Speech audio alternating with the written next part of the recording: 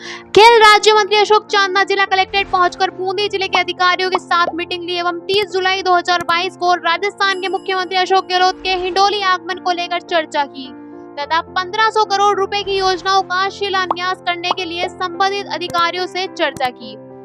खेल राज्य मंत्री अशोक चांदना जिला कलेक्ट्रेट के बाद सर्किट हाउस पहुंचे, जहां पर गार्ड ऑफ ऑनर से सलामी दी गई एवं स्वागत सत्कार किया तथा ज्ञापन लेने के बाद खेल राज्य मंत्री अशोक चांदना ने प्रेस वार्ता करके 30 जुलाई 2022 को राजस्थान के मुख्यमंत्री अशोक गहलोत के हिंडोली आगमन की तैयारी का चर्चा के विषय में बात की तथा लगभग 1500 करोड़ रुपए के कार्यों की शिलान्यास किया जाएगा तथा रामगढ़ अभ्यारण्य के बारे में विस्तृत चर्चा करके बताया।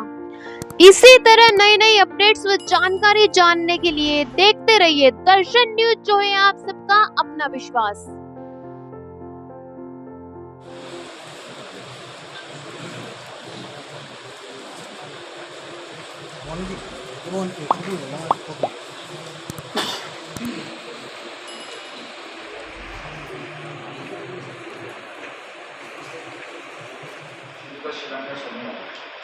उसके ऊपर मैं उसका नाम बोलता जाऊँगा और संबंधित डिपार्टमेंट है वो अपनी रिपोर्ट दे दें कि 30 तारीख को शिलान्यास करने के लिए आप लोग तैयार रहेंगे कि नहीं। यदि कोई चीज़ की कोई टेंडेंसी है, कोई शक है तो हम पहले उसको आउट करते हैं। आप अपनी तरफ से उनके बता दें, उनको ये नहीं हो कि आपने कोई ऐसा चिकित्सा विभाग आपके 3 प्रोजेक्ट हैं, मेडिकल कॉलेज, नर्सिंग कॉलेज और सामुदायिक स्वास्थ्य केंद्र बसोली।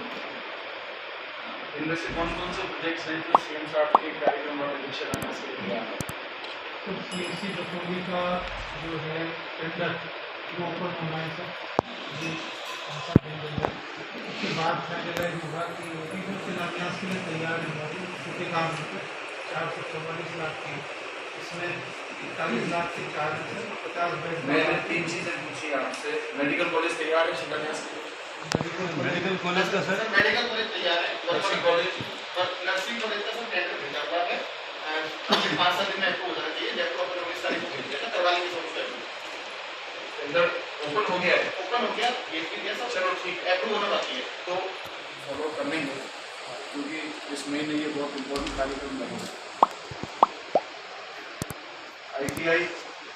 ITI से कौन है? एजेंसी ऐसे बाकी एजेंसी सब ITI है, नहीं है। ठीक है। इसमें लैंड का एक सब डिस्प्यूट आ रहा है, मैंने काफी कोशिश कर रहा हूँ, उसका सोल्व हो जाए नेक्स्ट वीक में।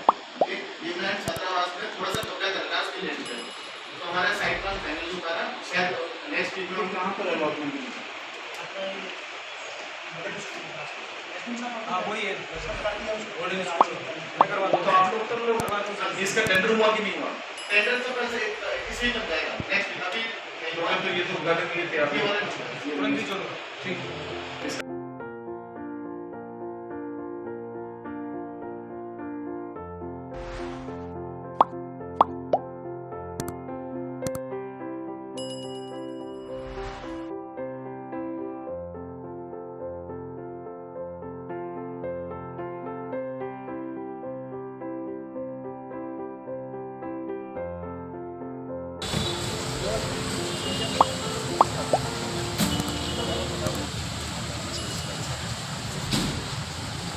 गार्ड सलामी सस्त,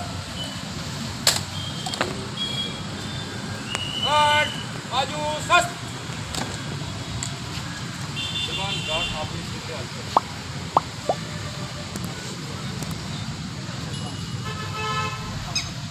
गार्ड बगल सस्त, तंत्र खड़ा रहे। गार्ड विसर्जन।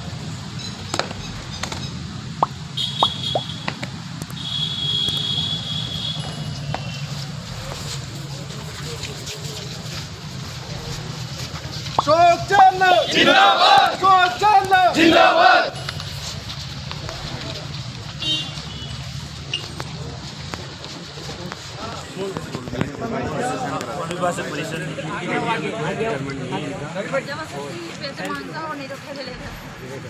परेशान परेशान और कटाई से मुझे चल रहा हूँ।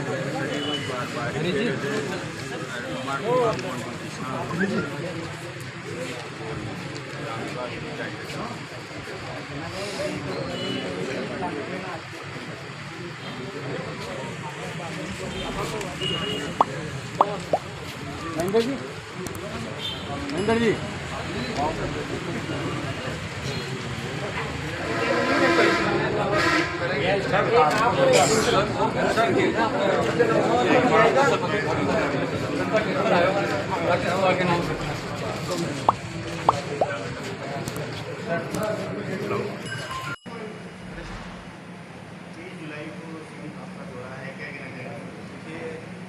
ये हमारे जिले के लिए सौभाग्य की बात है कि खुद माननीय मुख्यमंत्री जी लमसम 1500 करोड़ के हिंडोली और नैनवा के अंदर हिंडोली नैनवा विधानसभा में 1500 करोड़ के आसपास के विकास कार्यों की शिलान्यास करना है।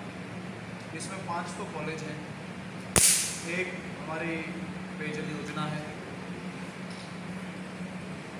और लमसम 170-80 करोड़ के आसपास सड़कें हैं। वो डिटेल्ड क्योंकि कुछ चीज़ों में छोटी मोटी प्रोसेस की कमी रह गई, अभी 20 दिन भी है इसके अंदर, तो वो हम प्रोसेस उसके अंदर पूरा कर देंगे।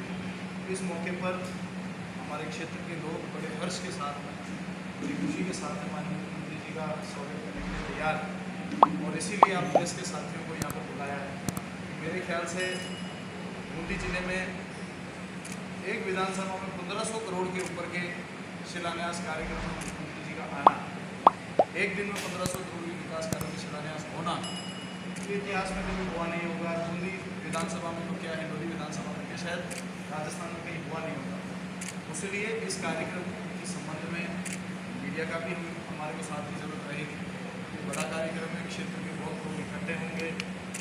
जिस इलाके में एक सरकारी कॉलेज नहीं था, वहाँ पर 5 सरकारी कॉलेज एक ही दिन में खुलने वाले हैं, एक ही दिन में उनका शिलान्यास होने वाला है।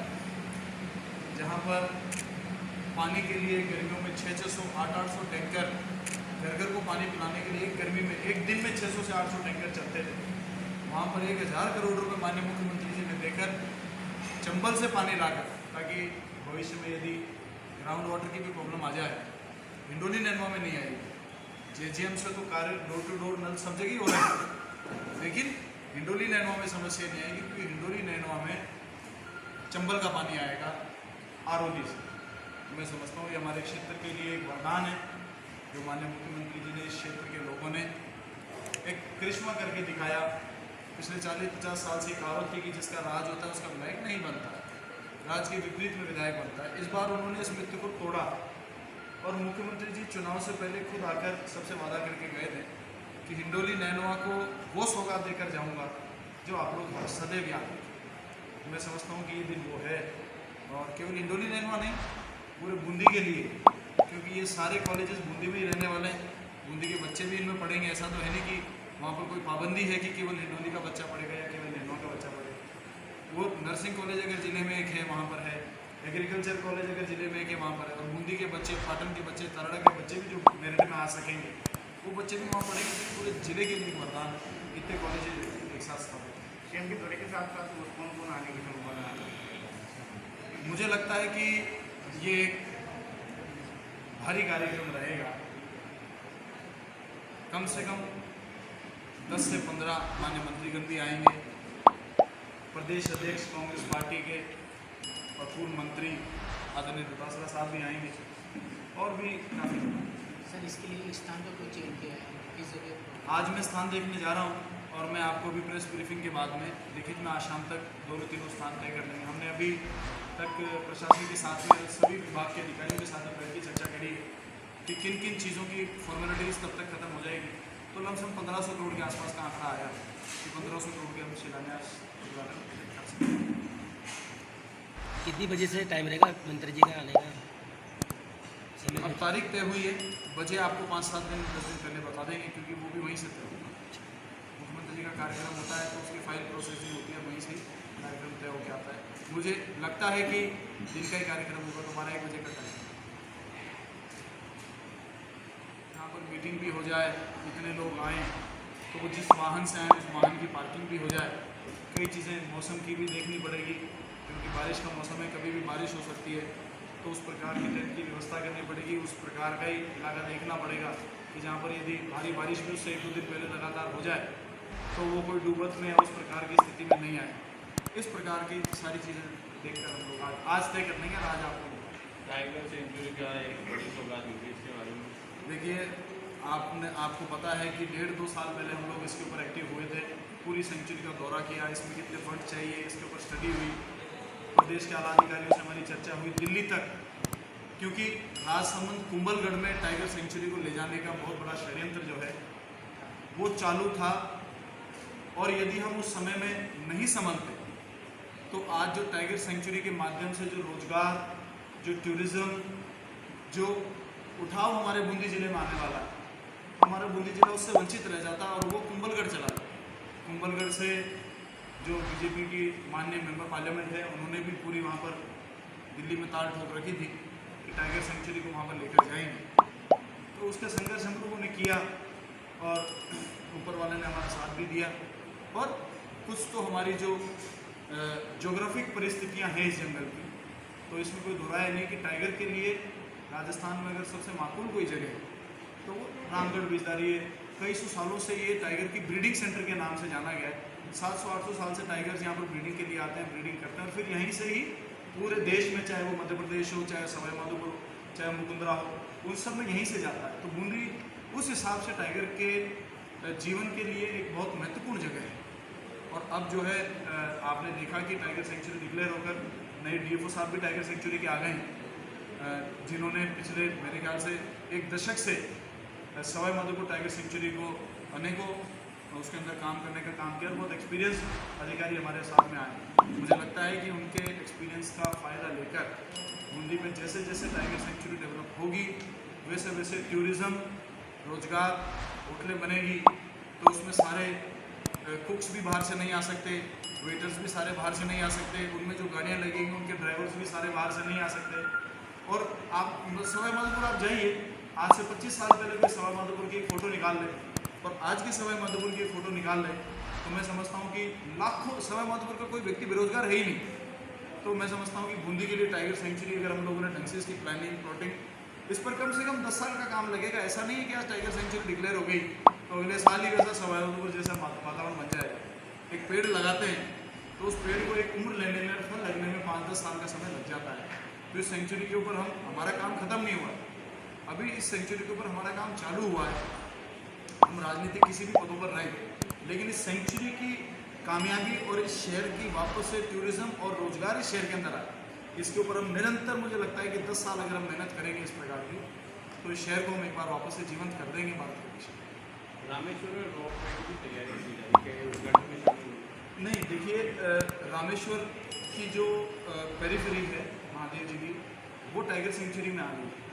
तो टाइगर सेंचुरी के नियमों के हिसाब से, क्योंकि माननीय मुख्यमंत्री जी ने बजट तो दे दिया है और उसकी अप्रूवल भी हो गई है, लेकिन एक बार फॉरेस्ट विभाग से जो भी प्रोसेस के तहत परमिशन होती है वो परमिशन हम करा लेंगे तो तुरंत टेंडर हो जाएंगे, तुरंत लग जाएंगे। उसमें कोई ये बात नहीं है। मुख्यमंत्री जी ने जब दे दिया है तो उसको, अब प्रोसेस है तो प्रोसेस है। अब आप देखेंगे कि कटकड़ से जयपुर वाली जो रोड है वो कितने सालों से अटकी हुई थी, उसकी फाइनल, अभी पिछला जो सर्वे हुआ है उसमें हमको रिपोर्ट मिली है कि उसमें फाइनल परमिशन के लिए डिपार्टमेंट ने मन बना लिया। वैसे थोड़ा बहुत समय जरूर लगता है, लेकिन वो जल्दी होता है।